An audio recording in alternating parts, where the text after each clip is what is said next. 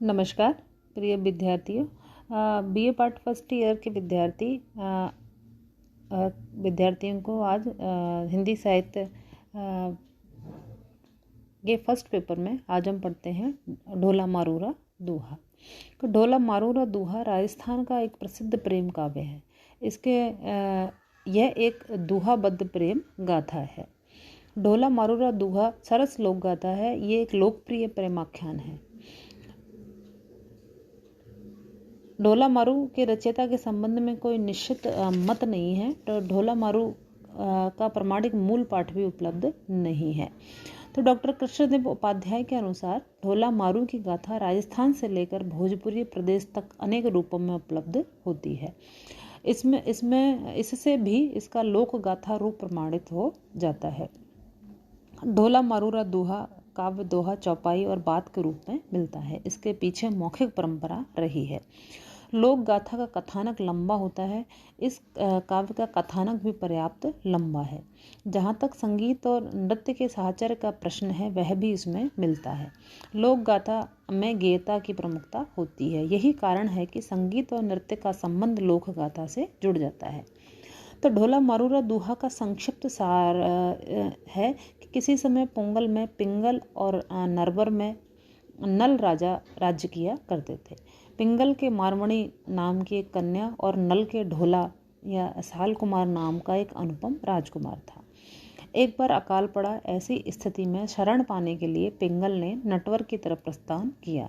राजा नल ने पिंगल का राजोचित सम्मान किया। ढोला को देखकर पिंगल की रानी रीझ गई। उसने पिंगल से आग्रह किया कि वह ढोला और मारू के विवाह का प्रस्ताव राजा नल के सामने रखे। उस समय ढोला की उम्र 3 साल और मारवणी की उम्र 1.5 साल की थी। राजा नल ने प्रस्ताव को स्वीकार किया और ढोला तथा मारवणी का विवाह कर दिया। फिर देश में उस काल की स्थिति हुई और पिंगल तथा उनकी रानी पूगल लौट आए। बाल्यावस्था के कारण वे मारवणी को भी अपने साथ पूगल ले आए। समय बीता। राजा नल ने पूगल को दूर समझकर ढोला का मालवा की राजकुमारी मालवणी के साथ दूसरा विवाह कर दिया तथा ढोला से पूर्व विवाह की बात छुपा करके रखी। ढोला और मालवणी प्रेम पूर्वक रहने लगे। उधर मारवणी युवती हुई। उसके शरीर से तारुण्य की आभा फूटने लगी। एक दिन सेज पर सोई मारू को स्वप्न में साल कुमार और ढोला के दर्शन हुए। मारवणी की नींद उचट गई। उसके शरीर में विरह की पीड़ा जागृत हो गई। मारवणी उदास और खोई खोई रहने लगी। मारवणी की इसी विरह अवस्था का पता सहेलियों को चला तो उन्होंने मारवणी की उदासी का कारण पूछा। उनकी दशा का कारण पूछा तो मारवणी ने स्वप्न मिलन और उस उत्पन्न वेदना का उल्लेख किया तो सहेलियों ने उसे विवाहिता होने का ज्ञान कराया। तब से सालपुर की स्मृति मारवणी को और अधिक कचोटने लगी। सखियों ने इस घटना की सूचना मारवणी की माँ को दी। मारवणी की माँ ने पीड़ा को समझते हुए पिंगल से कहा कि शीघ्र ही साल कुमार को बुलाए। पिता पिंगल ने ढोला को बुलाने के लिए कई दूत भेजे, लेकिन मालवणी ने सौतिया डाह के कारण उन्हें मरवा दिया। उसी समय पूगल से एक घोड़े का सौदागर आया और उसने पिंगल के सामने ढोला के दूसरे विवाह की चर्चा की। उसने यह भी बताया कि ढोला को मारवणी का संदेश न मिल जाए, इसलिए जो कोई भी पूगल आता है उसे मालवणी मरवा देती है। अपनी समवयस्का सहेलियों के साथ मंदिर जाते हुए मारवणी ने अपनी प्रियतम की चर्चा सुनी। वह विरह से संतप्त हो उठी। ऐसी स्थिति में पिंगल ने अपने पुरोहित को ढोला के पास भेजने की सोची, लेकिन रानी से विचार विमर्श करने के पश्चात यह तय हुआ कि इस कार्य के लिए ढांढियों को भेजा जाए। तो मारवणी ने अपनी विरह व्यथा ढांढियों के सामने प्रकट कर दी। इस प्रकार संदेश को ढोला तक प्रकट कर दी कि इस संदेश को ढोला तक पहुंचा दो। हाड़ी नरवर पहुंचे। ढांडियों ने मालवणी के पहरेदारों को प्रसन्न कर लिया और उन्हें याचक समझकर ढोला तक जाने की अनुमति दे दी। ढांडियों ने ढोला के महल के नीचे अपने डेरे जमा लिए और रात्रि में माड़ राग में मारवणी के प्रेम संदेश को करुण स्वर में सुनाया। इस व्यथा को सुनकर ढोला का मन व्याकुल हो गया। उसकी नींद उचट गई।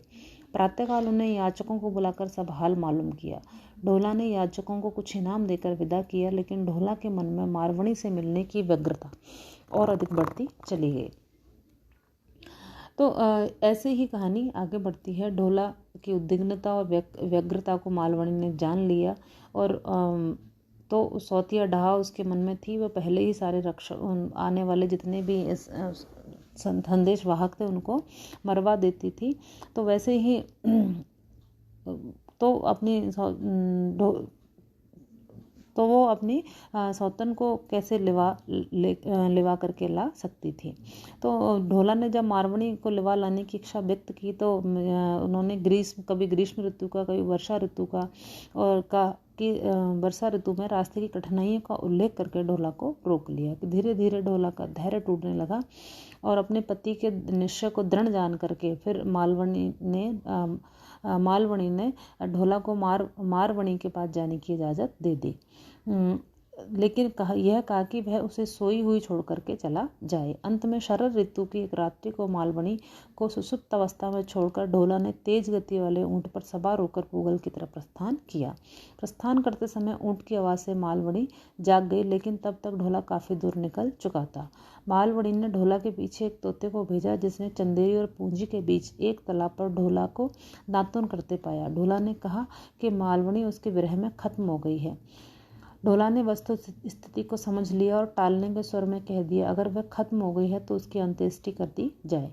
तोतिन ने मालवणी को यह संदेश दिया तो वह निराश हो गई।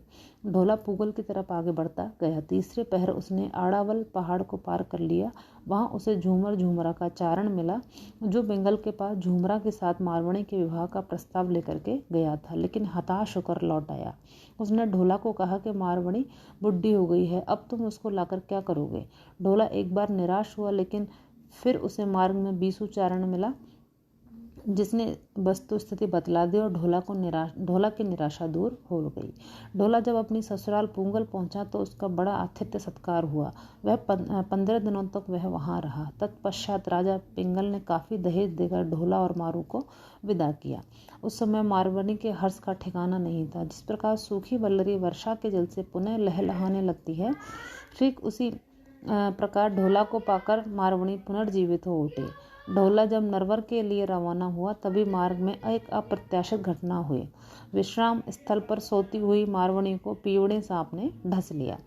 प्रातःकाल जब ढोला ने मारवणी को मृत पाया तो वह अत्यधिक दुखी उठा। संयोग से उस समय योगी और योगिनी उसी मार्ग से आ निकले। योगिनी के अनुरोध पर योगिनी अभिमंत्रित जल से मारवणी को जिंदा कर दिया। जब उमर सोमरा को इस बात की खबर लगी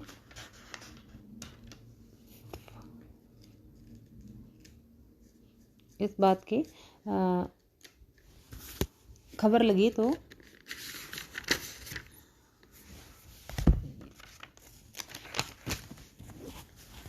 लगी कि ढोला मारवणी को लेकर नरवर जा रहा है, तो वह मारवणी को छीनने के इरादे से सेना लेकर आया। ढोला उसकी कपटपूर्ण बातों में आ गया। उमर की सेना के साथ मारवणी के पीहर की एक डूमड़ी नायिका थी।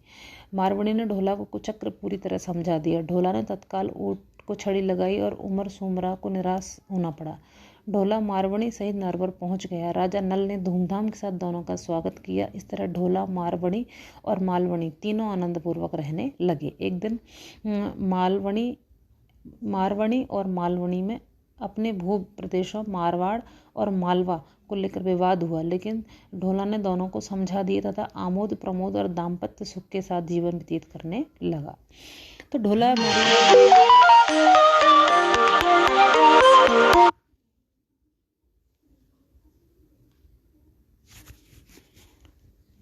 मारूरा दोहा मूल रूप में दोहों में उपलब्ध है। ये दोहे श्रृंगार रस की परंपरा का आरंभ करते हैं। वहीं आगे जाकर बिहारी के काव्य में प्रतिफलित हुई है कि मारवणी के वियोग और संयोग के चित्र इन दोहों में बड़े भावपूर्ण बने पड़े हैं।